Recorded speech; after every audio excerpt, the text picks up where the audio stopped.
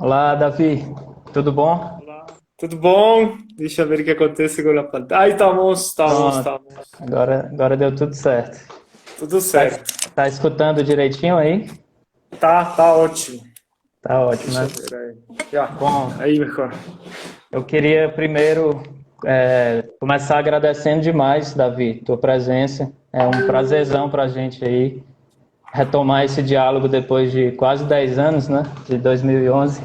Apesar de que a gente, vez ou outra, mantém contato aí, mas que essa conversa vai ser muito boa. E informar que, já que o Davi domina bem aí o português, eu conversei com ele antes para nosso idioma não ser o meu portunhol. E aí, como o Davi fala português, a gente consegue conversar direitinho.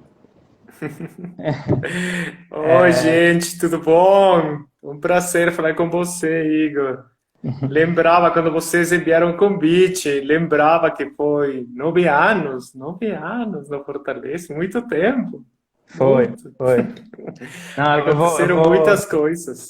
eu vou até falar um pouco dessa história hoje, da época que a gente convidou vocês. Eu acho que só para a gente começar, Davi, eu vou ler rapidamente aqui um currículo de vocês. Acredito que o pessoal que está assistindo, muita gente já conhece aí, deve acompanhar o trabalho, mas eu acho que é sempre bom ler um currículo rápido, certo?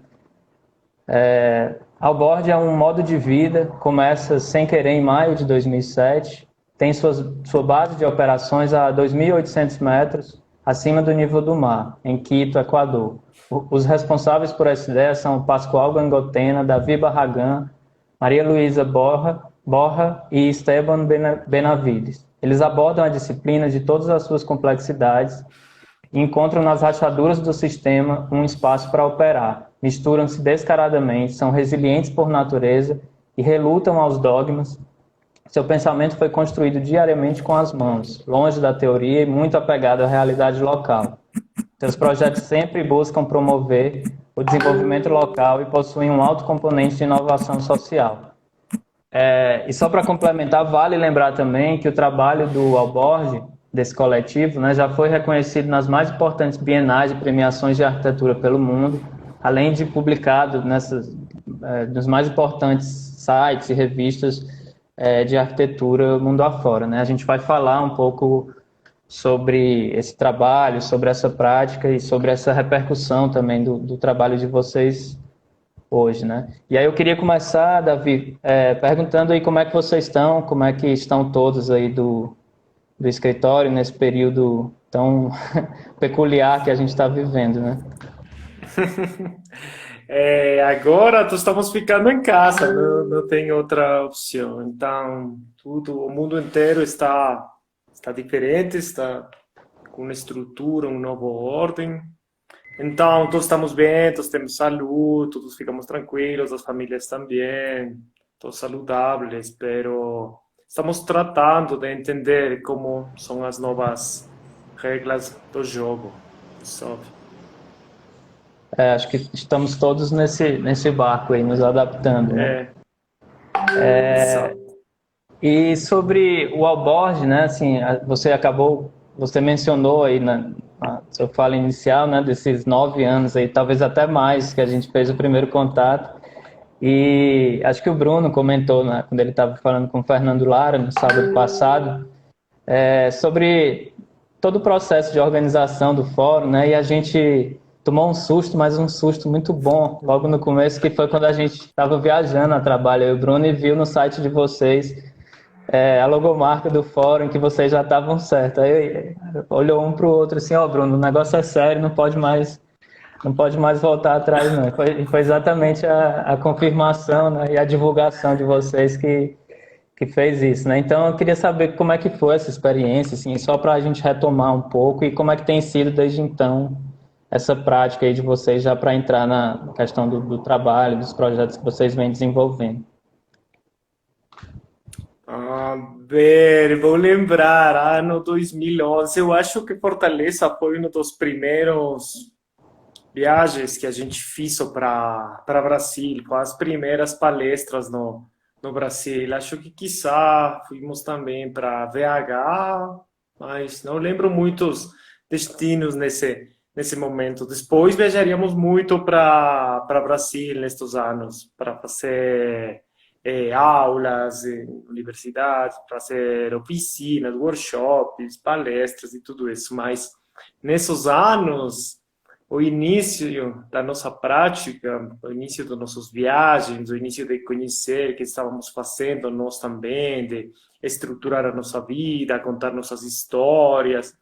Temos muitas lembranças boas com vocês lá, porque foi um momento muito bonitinho da nossa vida, porque era como o início, os primeiros viagens do trabalho, são no ano 2009.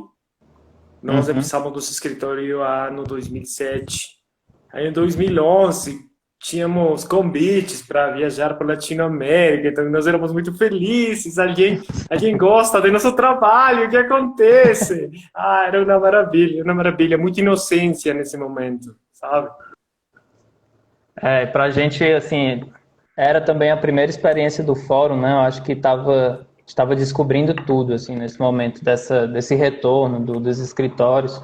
E depois mesmo da interação entre vocês, né? Entre os escritórios que vieram. Isso foi uma experiência muito boa. E recentemente, né? Vocês lançaram um documentário que é o Hacer Mucho com Pouco, né? Fazer muito com pouco. E queria que se tu pudesse falar um pouco sobre ele, sobre quem está por trás dessa realização, exatamente quando é que ele foi lançado, se é possível ter acesso, poderia falar um pouquinho O, aí. o documentário foi feito no 2017 em parceria com uns diretores do cine do Chile e da Espanha, porque conhecemos esses caras na Bienal de Venezia 2016 e começamos a falar como era que estava acontecendo no Equador, com escritores jovens, na prática diferente do trabalho coletivo, do muito trabalho com tecnologias locais, muitos processos sociais também, muita energia nesse momento no Equador. Agora também muita energia, mas nesse momento nós achávamos que era uma história muito própria do nosso país, da nossa história, do nosso território, porque estava acontecendo em muitos lados. Então, quando começamos a conversar com eles, explicamos de toda essa energia no Equador, eles falaram que gostariam de fazer um projeto, um documentário lá, e depois conseguimos edital do Ministério de Cultura do Equador e fizemos esse projeto. Agora, no novembro deste ano, são 3 anos de que foi feito o documentário e se alguém foi mostrado nas bienales, foi mostrado no eventos de arquitetura, academia, foi mostrado em muitos eventos públicos, porque a ideia do documentário era ser uma ferramenta da ensino, da conversa, para estar aí discutindo da arquitetura. Agora, nestes momentos da quarentena, achamos uma nova forma de compartilhar o documentário. Então, se vocês querem ver, só liguem para nosso Instagram e podemos enviar um link e podem acessar. Ah, legal. Eu ia até perguntar isso porque com certeza eu vou querer mostrar ele em sala de aula também. Isso é uma Sim, sim, oportunidade muito sim. boa. Mostre para seus alunos, aí conversamos como tem que fazer os alunos e tá ótimo. Agora, achamos que é um muito bom momento do compartilhar essa experiência, toda essa energia jovem, construindo um mundo diferente, depois de uma crise econômica no Equador. Então, é uma forma muito diferente de fazer arquitetura, de trabalhar com os distintos projetos, de entender as novas formas de trabalho, de desenho, da gestão também. Uhum. Até relativo a esse aspecto da crise que você falou, eu lembro que das respostas lá do fórum, né, que perguntaram para vocês como era projetar na crise. E eu não lembro exatamente as palavras, mas eu lembro que a resposta de vocês foi quase que a gente nunca projetou sem ser em crise, assim, a gente vive uma eterna crise. Então, eu acho que dá até para emendar isso com a pergunta que é É um pouco. Se vocês já pararam Ah, para pensar ou discutiram, ou se é que alguém já tem essa resposta de como é que vocês estão imaginando aí esse pós-crise, a crise atual, né, de Covid, se isso vai mudar alguma coisa na prática de vocês? Ou não sei, mas sabe, pergunta porque difícil, né? nós sempre trabalhamos na crises diferentes, tipo de crise econômica, crise social, crises, né? Mas agora, não é que o mundo não tinha crises, não é que Brasil, que Equador estavam vivendo os melhores momentos da história das suas vidas. Não. Latinoamérica sempre tem crises. Agora tem a crise social, a crise econômica, muito mais explodida, não sei. Crise Mas também política, tem né? a crise de saúde, e tem crise política. Então, sempre temos crises. Por isso, eu acho que essa lógica pós-crises é sempre a mesma, né? Ou seja, pós-crises para um país, o primeiro mundo, que tinha tudo controlado, tudo perfeitinho. Mas nós só um momento mais complexo da crise da sempre. Sim. E outro aspecto também que o documentário fala, né, é a questão da integração dos escritórios, né, dos coletivos, especificamente no Equador, mas eu aproveito para ampliar assim a pergunta para a América Latina como um todo, né? Como é que assim, inicialmente a experiência de vocês no Equador e queria saber também como é que se dá esse nível de interação de vocês com a América Latina de um modo geral, né? Você mencionou aí das viagens para o Brasil, das experiências acadêmicas. Se pudesse falar um pouquinho sobre isso também, poderia ser A ver, interessante. a interação no Equador com os escritórios, eu acho que o início, uma interação muito de amistade. Muita amistade lá, a maioria dos escritórios em Quito, nos conhecemos na universidade, então a maioria estudamos na Escola de Arquitetura da Universidade Católica, a PUC lá no Quito. Então, temos muitos mestres similares, muitos primos amigos, estudamos juntos, ou nos conhecemos na escola. Então, falávamos a mesma língua. A vezes trabalhamos juntos no escritório de um arquiteto, por exemplo. É, quando eu terminei de trabalhar com José Maria Sáenz, Daniel Moreno começou a trabalhar lá. Então, como que nossa história era muito próxima, mas com escritórios de outros lados do Equador não temos, não compartilhamos essa mesma história, mas ao final compartilhamos a mesma história geral do país, da mesma necessidade de encontrar outro modo de enfrentar a prática, a mesma realidade de querer ser arquiteto, porque a história de todas as firmas, os estúdios que você vê no documentário, e agora tem muitos mais escritórios de distintas escolas, em distintas cidades. É uma história de querer ser arquiteto, de querer você desenhar, de querer você encontrar projetos, de querer você cambiar esse mundo que você está encontrando lá. E não é uma história de buscar novos caminhos, de inventar sua prática. E isso agora tem muito no Equador, então nós achamos muito legal, porque agora é muito mais comum, sabe? É uma opção, uma maneira de ver a prática. Tem muita gente, muitas cidades no Equador. Agora nós, tranquilamente, poderíamos, se fazemos um documentário, seria muito complexo, porque temos duplo ou triplo de escritórios fazendo projetos nessa maneira.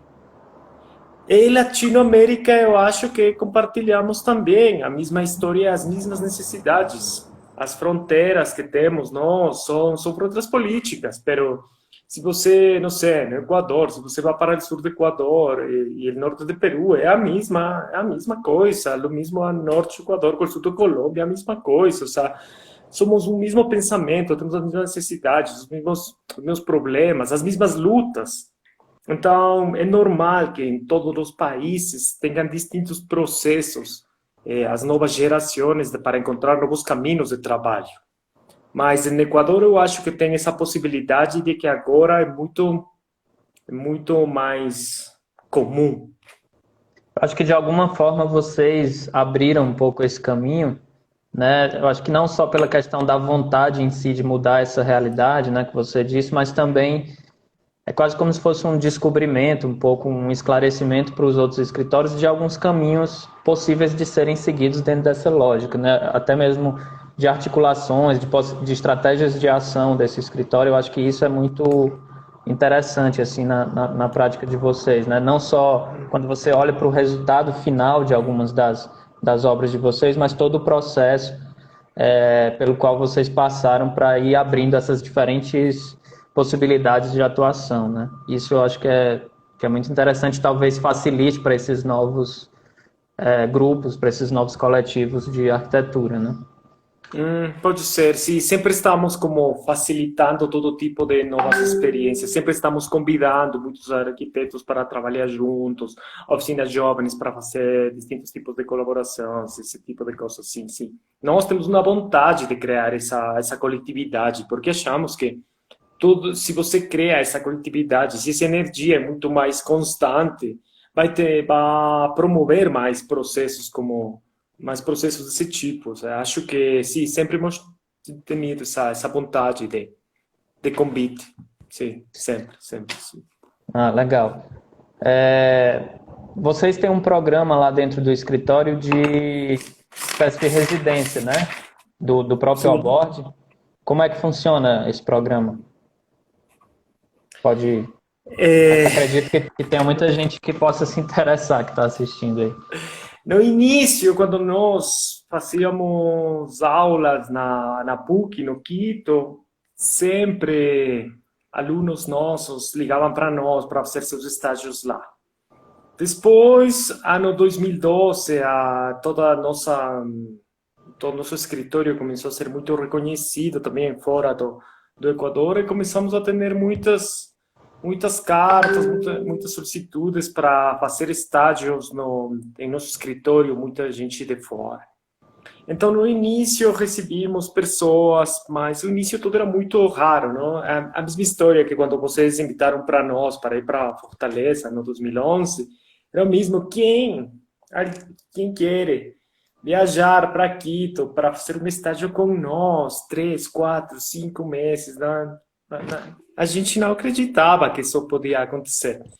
Depois, pensamos que é uma responsabilidade nossa criar um cenário muito mais ótimo para os estagiários internacionais e criamos um programa de passar.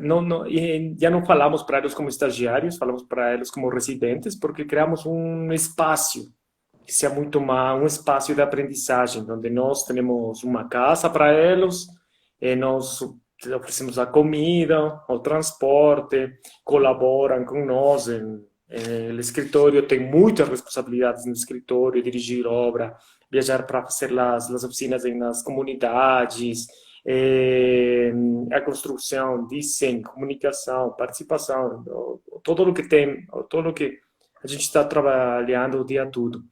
E agora o que acontece é que, por exemplo, temos muitas pessoas do Brasil, sabe? Sempre temos alguém do Brasil, 1, 2 ou 3, no máximo foram 3 do Brasil. Nesse semestre, 3 do Brasil e um cara do Portugal. 3 meninas do Brasil e um cara do Portugal. Não sei o que acontece lá. Temos muita gente sempre ligando para nós que querem fazer um estágio. Nós o que estamos procurando são jovens que queiram encontrar outro modo de trabalhar, outro modo de viver, que estejam procurando na sua vida outras formas de fazer as coisas, de fazer arquitetura, que tenham já muito trabalho desenvolvido em ideias que eles queiram fazer realidade, que estejam trabalhando com materiais, que tenham habilidades manuais. Esse tipo de cara estamos procurando sempre. Temos muito, muito. E não sabemos bem, mas sempre temos a maioria de meninas de meninos fazendo aplicação e trabalhando no escritório. Acho que porque espaço muito aberto, não temos todos somos iguais, não temos diferença dos gêneros. Sim. Isso é uma realidade legal de observar também, né? Eu acho que a coisa da participação de vocês pode ter uma relação também com essas vindas constantes para o Brasil, né? E aproveitando um outro ponto que você citou, né, assim, da relação de vocês com a academia. Vocês, na época que vieram para cá, ensinavam, não sei se ainda ensinam, né?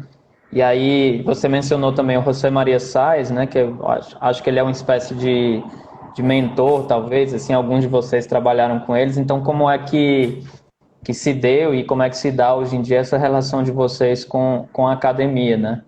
Assim, acho que vocês têm coordenado alguns estúdios, alguns ateliês de produção, como é que tem acontecido isso?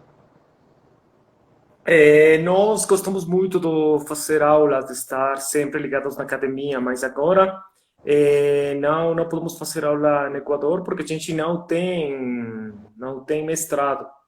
Então, eu fui o último do trabalhar na academia, 9 anos, e fui Não. embora porque não tenho mestrado. Não podemos fazer aulas em Equador. Mas fazemos aulas fora do Equador. Por exemplo, agora temos um projeto acadêmico no Lima, Peru, Universidade UCAL, com Marta Macagli e Hannah Klu, que é um segundo ano e trabalhamos com os estudantes aproximando eles à periferia do Lima, as áreas mais carentes, e quando estamos trabalhando desenho e construção participativa, construindo espaços comunitários, intervenções no espaço público, estamos fazendo isso lá. Nós trabalhamos bajo essa forma de professor convidado. Também sempre estamos fazendo distintos tipos de aulas ou aulas em programas de mestrado, como em um dos mestrados da Escola da Cidade, processos desse tipo, mas não podemos fazer aula no Equador. Certo. Acho que tem. Espera aí. Ah, José, claro, José é um mentor nosso, é um amigo, é nosso pai, não sei. José, todos queremos a José. José é uma maravilha, é o melhor amigo do mundo que você pode ter. Um cara muito, muito inteligente. E muitos dos escritórios que estudaram na PUC, arquitetura, foram alunos de José, sim. Se fosse uma figura para todos sempre. É a figura de respeito, a figura que você pede conselho, a figura que você sempre pergunta.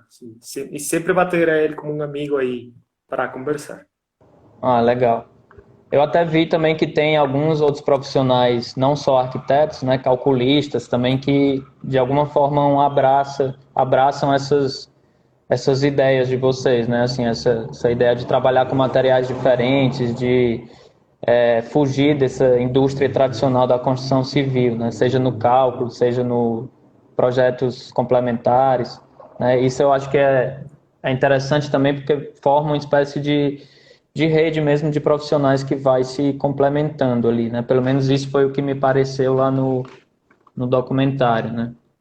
Sim, eu acho que a vida toda é um processo da cumplicidade com os amigos com os que você trabalha, porque, ou afinal, nós não temos uma relação comercial com um engenheiro, com um fotógrafo, com um dibujante, sabe? Sempre tem uma cumplicidade, tem que procurar, perdão, tem que procurar essa conexão mútua, essa conexão entre todos. Então, sempre temos gente muito especial trabalhando com nós, que acreditam em nossas ideias, acreditam em nosso pensamento. Então, estão procurando também novas formas de fazer seu trabalho, o engenheiro calculista, o equipe de fotografia e documentação, o equipe que fazem renders, todos sempre estão buscando, a equipe de obra, os mesmos clientes criamos essa situação de cumplicidade, sempre, sempre. É como muito importante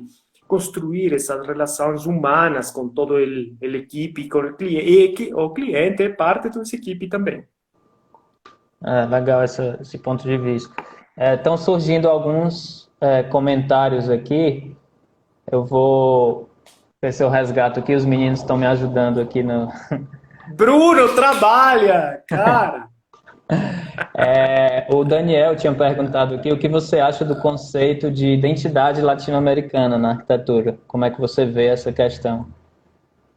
Um abraço aí para o Daniel. E muitas vezes escutei essa pergunta de identidade latino-americana.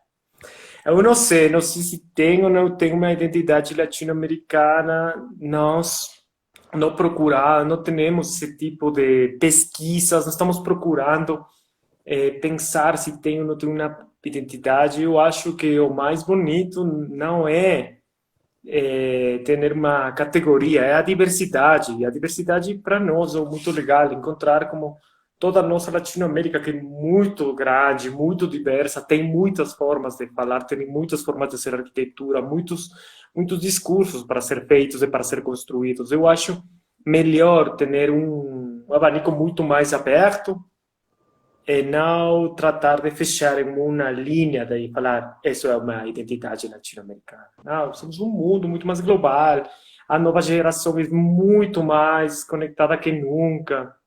Então, acho que a ideia é ir encontrando a sua identidade própria. Se você encontra a sua identidade própria, eu acho que pode ser uma identidade de um lugar e depois de um lugar mais grande. E com sua identidade própria também você vai poder conversar no mundo global. Mais que Eu acho, estar procurando uma identidade muito mais global, não sei. eu acho que às vezes essa questão da identidade, ela passa também não pela uma questão de resultado, mas de processo, né? Assim, é uma identidade, talvez no caso de vocês, talvez o que une essa prática de uma maneira geral é a forma de encarar o problema, eu acho, né? Tem até um pouco relação com o tema mesmo do fórum, na primeira edição, que era a questão das inserções em realidades periféricas, né? Então é um pouco a maneira de encarar esses problemas que são comuns a nós da América Latina, né? Não sei se é mais ou menos por aí que vocês pensam também. Não sempre estamos trabalhando nessa área, nessa periferia, tratando de entender como podem ser feitas essas inserções. É como muito em nosso interesse. Então, como sempre estamos trabalhando nessa área, a produção local é muito importante para nós, porque se não produzimos com recursos locais, com mão de obra local, não podemos facilitar esses processos. É uma forma de conectar essas áreas, para nós como um resultado do que estamos pesquisando, do que estamos procurando fazer com nossos projetos. Eu acho que fazer acontecer esses projetos. Equador é periferia na Latinoamérica também.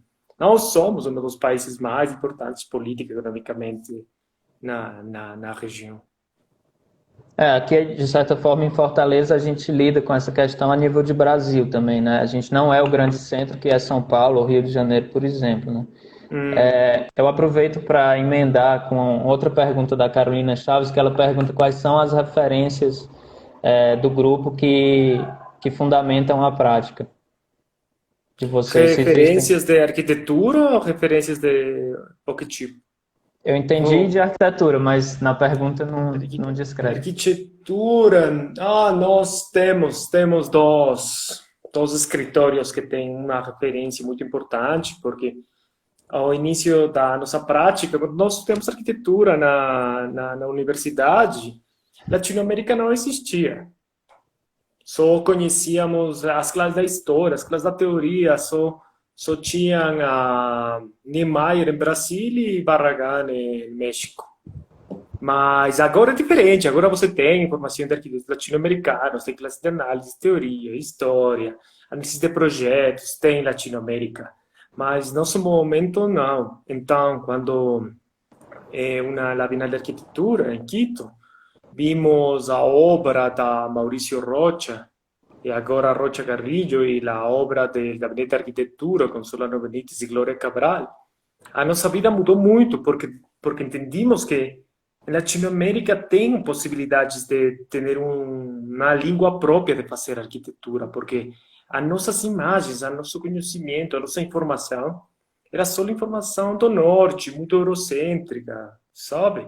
Então, quando vimos essa obra em México, de Maurício, e agora também Gabriela, e a obra de Solano, depois também com Glória, foi como uma conexão imediata no nossa cabeça de que tem maneiras de ter linguagens próprias, línguas próprias do território. Isso é como muito importante. E no underground, sempre Santiago Cirujeda, de Receitas Urbanas, lá em Espanha. Cirujeda é um cara que também em nossa cabeça explotou quando conhecemos seus projetos. Todos os caras nós conhecemos como ao final da carreira de arquitetura, os primeiros inícios quando éramos arquitetos, esses primeiros momentos que encontramos informação e começamos a entender quem eles são, agora são muitos bons amigos, são como peças muito claves desse momento do nosso pensamento. O Clévio perguntou aqui quanto às cooperativas. Ele fez a pergunta quanto as cooperativas de arquitetura podem ocultar processos de precarização do trabalho, de tudo, assim.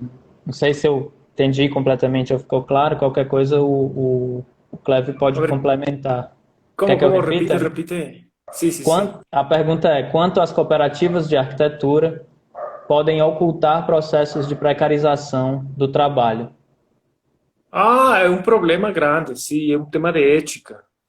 Não sei se cooperativa de arquitetura está falando como escritório, para nós todos são escritórios de arquitetura, independente da organização, independente de se você trabalha na periferia ou no centro, independente do padrão do seu cliente, para nós são todos escritórios de arquitetura, mas a precarização pode ser um problema muito grande se você não compreende como é o trabalho nestas áreas. Nós hemos visto muitos casos, de lo que fala aqui o companheiro, de que muitos escritórios trabalham de graça para fazer projetos em áreas sociais, então não tem como sostener, como manter os processos.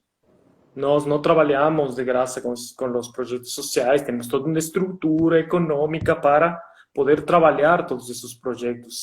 Se não tem esse problema da precarização da prática de arquitetura, que é um problema muito grande, e o companheiro tem razão, tem muitos casos assim.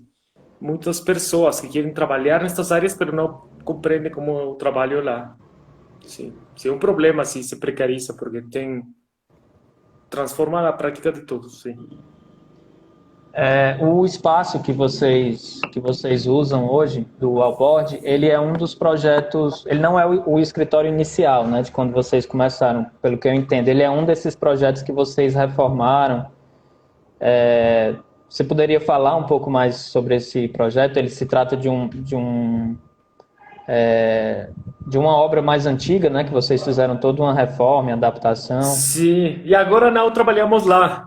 E agora estão em casa, né? Não, um mês, no fevereiro nos mudamos para um novo escritório. Foram para outro lugar. Temos outro escritório agora, com outro novo projeto fazendo lá. O que acontece no ano 2014 é que nós tínhamos um escritório muito perto desse escritório, 2, 3 quarteirões, e a dona da casa falou para nós que tinha que subir o aluguel, mas era como o duplo, então não tinha sentido pagar tanto. Então falamos, não, obrigado, não, vamos procurar outro lugar. E para esse momento havíamos conhecido o dono dessa nova casa e fizemos para ele uma pequena reforma de 30 metros quadrados, porque não tinha mais dinheiro. A casa era de 600 metros, mas fizemos uma reforma de 60. Ficamos muito amigos, tudo muito bom, e falamos para ele, oi, você não tem grana, mas você quer ter sua casa completa transformada para alugar muitos espaços. Nós somos arquitetos, podemos fazer uma troca de desenho e construção por aluguer de espaço. Então, transformamos toda essa casa, agora esse dono da casa tem toda a casa convertida, todo está alugado, diferentes departamentos, e a troca foram 6 anos. Nós não pagamos aluguer de espaço por 6 anos, porque aí é o que fala o companheiro, não tem que precarizar nunca a profissão. Nós não trabalhamos da graça, sino que fizemos uma troca com ele. Então, todo o nosso ingresso por desenho e construção foi transformado em aluguer da casa de nossos nossos residentes e a casa e nosso escritório, por 6 anos. Então, tem aí um ganhar-ganhar, um ganhar-ganhar sempre. E agora acabou a troca, então agora estamos, fizemos uma nova troca com um projeto de mulheres que trabalham com crianças da rua, e estamos trabalhando no prédio delas, a transformação do prédio todo e a troca com elas, e também um espaço para nosso escritório. Mas já está pronto ou vocês ainda estão no processo de obra? Não, está o processo será 5, 6 anos, ninguém sabe neste momento. Certo. Quando começamos o processo desta outra casa, que nós falamos, casa em construção, não sabíamos quanto tempo ia a durar. A final de cada fase, de cada etapa, Pascoal, que é esse cara de nossa oficina, nosso escritório, sempre está fazendo todos os números, ele ia fazendo os acordos com o cliente. Falava, então, trabalhamos tantas horas, o custo de desenho é isto, o custo de construção é isto, mano de obra foi isto, então isso é tantos meses da aluguel. Já, listo, pronto, pá. Próxima fase. E assim. E aí iam somando, né? Eu acho que isso tem um pouco a ver com um outro ponto que vocês falam no documentário, que é a questão das recursos obscuros, ou seja, enxergar um pouco esses recursos não só na moeda, né? No dinheiro tradicional, né? E enxergar talvez seja e aí eu emendo com duas perguntas que tem aqui, que o André... o perfil da UFAL, que é a universidade, perguntou quais as principais dificuldades encontradas por vocês na condução de projetos participativos, e o André Moraes perguntou se você poderia falar um pouco sobre essa estrutura para trabalhar com projetos periféricos, pois é a grande dificuldade dos trabalhos sociais, construir um arranjo para funcionar. E aí talvez passe um pouco a resposta por esse aspecto que você mencionou no documentário, né, desses recursos obscuros. Primeiro, o que acontece quando a prática de arquitetura começou a ser muito reconhecida na mídia de projetos nas periferias, muitos escritórios começaram a procurar projetos lá. Mas o maior problema, a maior pergunta, por exemplo, quando nós comentamos de nossos projetos, ao final das palestras, sempre tem a mesma pergunta. Como fazem vocês para que as pessoas participem dos seus projetos? Nós falamos que não fazemos nada. Nós não temos que fazer nada para gerar uma participação, porque se o projeto for bem trabalhado, a participação é natural.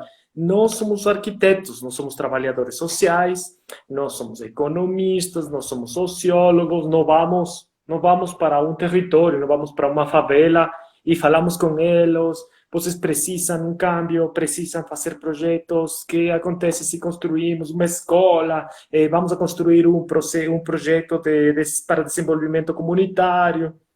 Não, nós não somos uma ONG, uma ONG que trabalha com essa forma. Nós só trabalhamos projetos que existem e que a arquitetura é vai transformar as condições de trabalho. Por exemplo, quando estamos fazendo uma escola, como a Escola Nova Esperança, o professor ligou para nós, nesse caso. Ei, gente, tenho minha pequena escolinha, preciso de um espaço maior, vocês querem trabalhar com a gente da comunidade, o que vocês acham? Tem tempo? Nós falamos sim, tá. E aí aprendimos que os padres de família todos querem ter um melhor espaço para suas crianças, então a participação é natural. O professor queria transformar a escola, a participação é natural. Então, todos os recursos da comunidade, dos materiais, imediatamente foram para construir essa escola, porque essa comunidade precisava dessa escola. Então, nós não fazemos seguimento aos projetos de ver como estão funcionando, porque tem sempre alguém que está trabalhando lá. Um professor pediu uma escola, uma comunidade pode pedir um centro comunitário, ou uns biólogos podem estar trabalhando em um projeto de conservação e precisam de um equipamento de arquitetura, sabe? Nós somos só arquitetos. Então, trabalhamos em processos que estão sendo desenvolvidos e que a arquitetura ajuda para desenvolver-se mais rápido. É só isso. Não estamos inventando novos projetos ou falando aí como pastores do Pare de Sofrer nas comunidades para fazer novos tipos de trabalhos, de arquitetura, transformando realidades. Não, trabalhamos com organizações que já têm, que já estão inseridas na realidade social. Acho que por aí tem mais.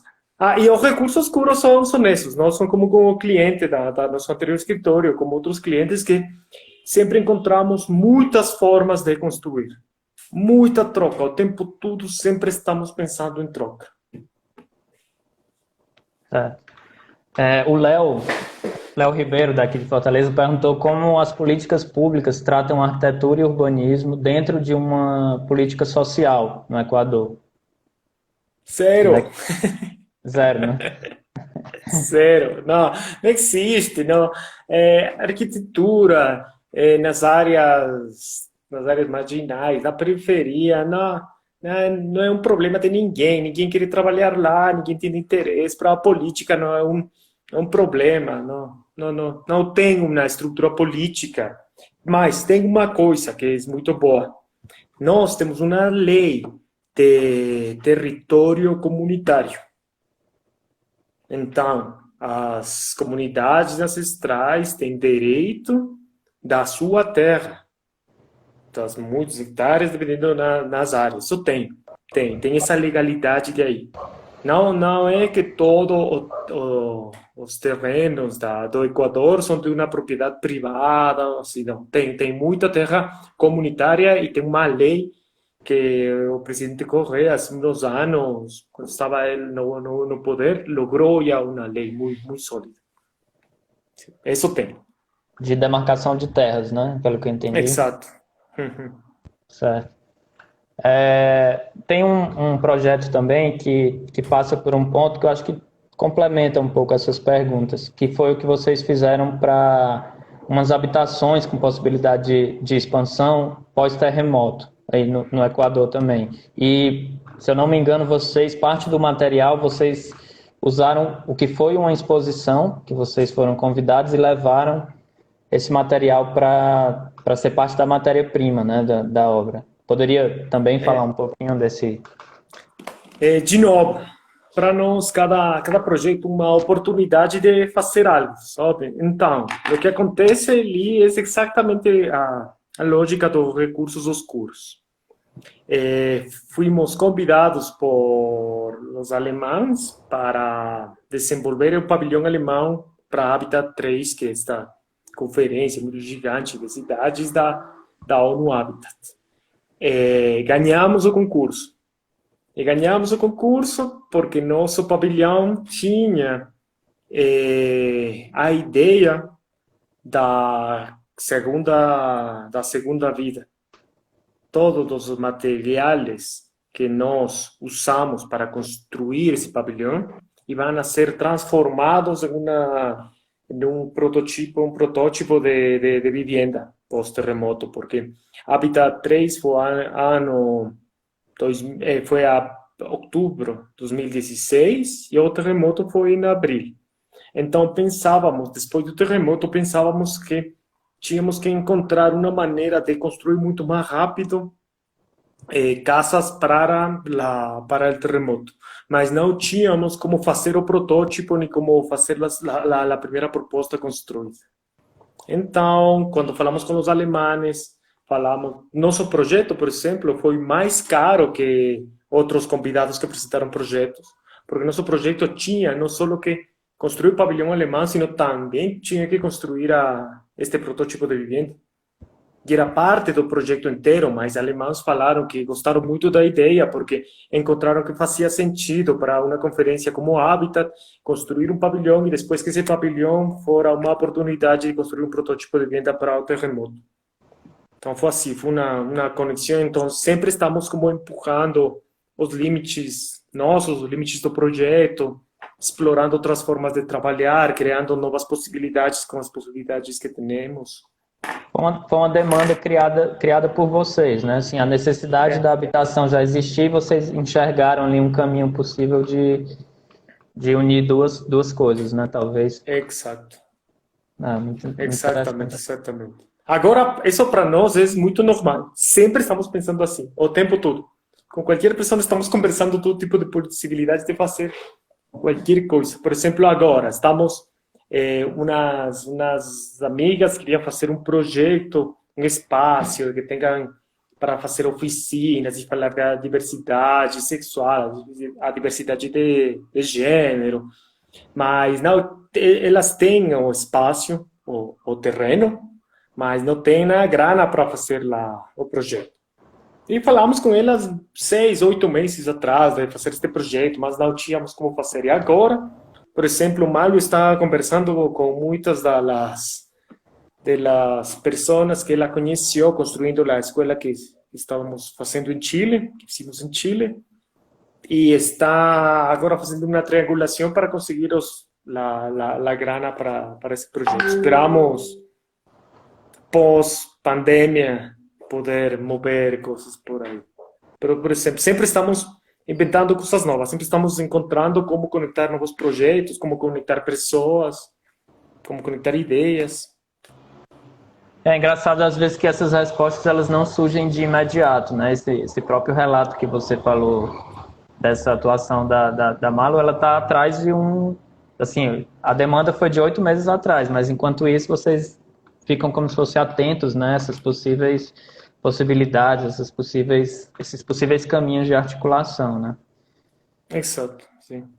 O Clévio tá perguntando aqui se dá tempo de falar do projeto do edifício Wilton Paz de Almeida, em São Paulo. A pergunta é só essa, então não sei se com isso você já consegue falar alguma coisa. Que pergunta? O que tem aqui por enquanto é só isso. Vamos ver se o Clévio complementa aí e a gente dá prosseguimento, qualquer coisa. Tem um outro ponto também que, já que a gente está encaminhando aí para o final, né? Faltam 10 minutos antes do Instagram nos cortar aqui. Eu acho que dá para fazer uma última perguntinha também de um aspecto de um projeto de vocês que eu gosto muito, que é a reforma daquele estábulo para virar uma casa, né? E aí tem uma questão interessantíssima lá, que vocês falam do dilema do arquiteto tradicional da verdade dos materiais. Eu acho sensacional isso aí. E, e depois da reforma que vocês fizeram, né, vocês decidiram pintar tudo e ir de encontro a essa figura do bom arquiteto, né? Eu acho que isso tem a ver com, vocês usam a palavra que a tradução seria o remendo para a gente, né, as reformas, e aí vocês chegaram a essa conclusão. Se puder falar um pouco sobre esse dilema, assim, que eu acho que é uma teoria versus prática muito interessante, assim. Nosso mestre, José Maria Sáez, sempre falou para nós da importância dos materiais, da importância da expressão, da arquitetura, sempre conectada com a tectônica. Então, essa é a nossa escola, é uma escola da matéria, tá? Muito ligada à matéria, tectônica. Depois, nossos heróis, Rocha, em México, Solano, no Paraguai, ladrilho, terra, tudo muito, muito matéria, sempre.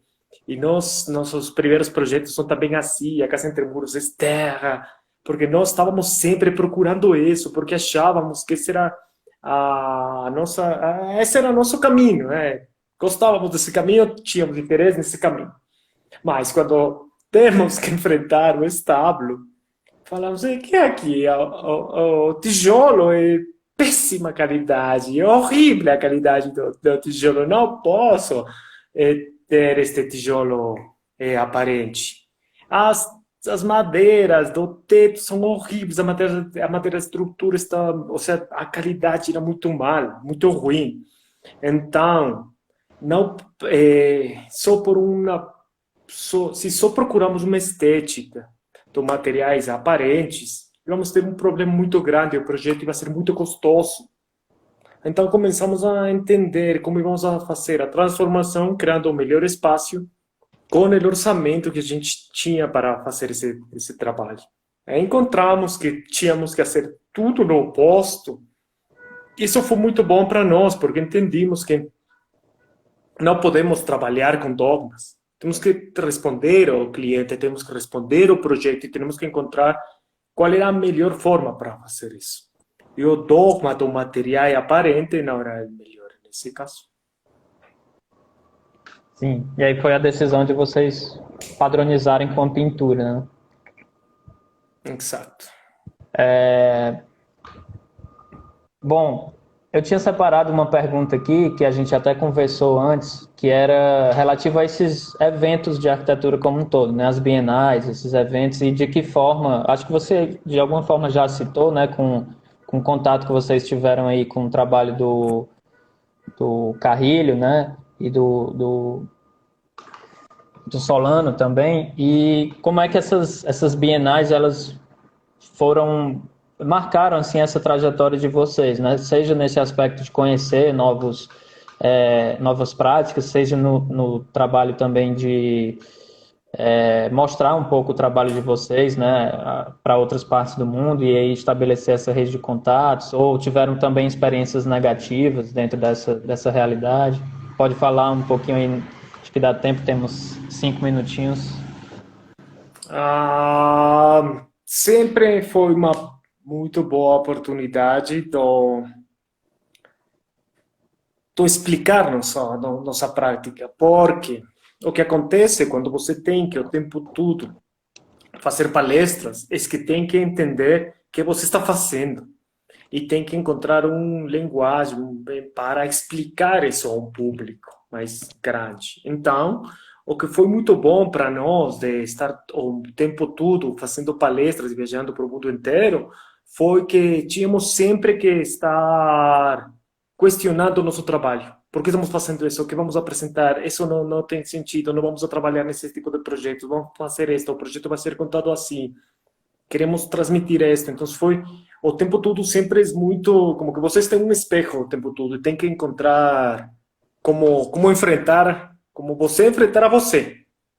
E nesse processo, também encontramos que a melhor maneira de conectar sempre foi quando falávamos a verdade, quando falávamos com honestidade, nossos projetos, nossos problemas, nossas alegrias nos projetos. Encontramos que permite conectar muito fácil com o público. Por isso é que nós não falamos um discurso com muita teoria, porque não trabalhamos dessa forma.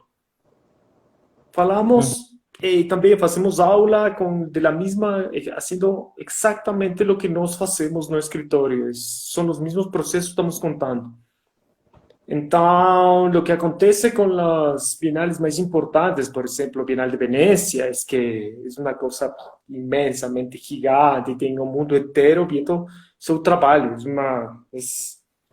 É muito choqueante nesse mundo. É a Bienal mais importante do mundo e quando nós fomos para lá, foi um choque entender onde estávamos nesse momento, fazendo algo, falando algo. E também entendemos que sempre que você está sendo algo público, quando você está falando com alguém, quando você está fazendo uma palestra, quando você está fazendo um site específico, uma instalação, você sempre está pondo um discurso aí, está falando de algo do que você acredita, tem uma política aí, tem uma maneira de enfrentar a vida, tem uma maneira de viver. Então, com o tempo entendimos essas responsabilidades que você tem nesses processos. Há eventos muito importantes que gostamos muito, há outros eventos muito mais tranquilos, há outros eventos que temos muitas lembranças também, porque conhecemos amigos. Muitos dos nossos amigos de distintas partes do mundo são que conhecemos nesses momentos.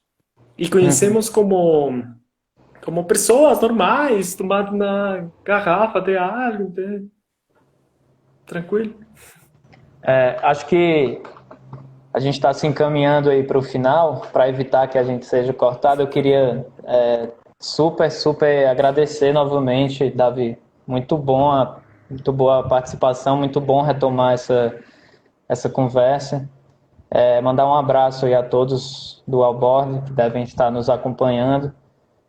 E se você quiser dizer que a gente vai disponibilizar no YouTube, né? Já disponibilizou a do Fernando Lara, a gente conversou com o Davi antes, pediu autorização, vai gravar aqui para disponibilizar lá e a gente informa para vocês e informa também a programação das próximas lives.